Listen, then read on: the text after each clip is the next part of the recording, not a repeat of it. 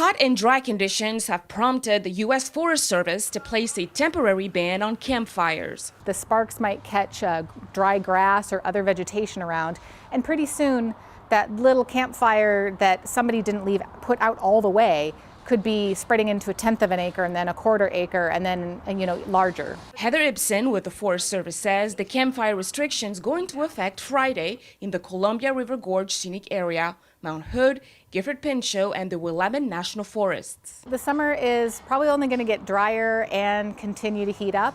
So people should expect that those fire restrictions will last through Labor Day at least. All campfires, charcoal, or any other open fires are prohibited.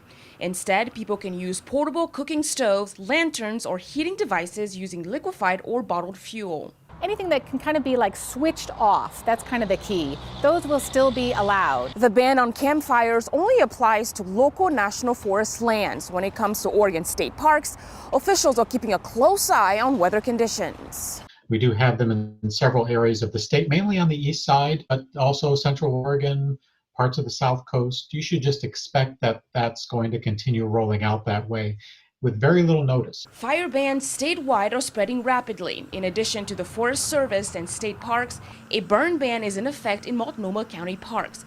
People should double-check fire restrictions before heading out.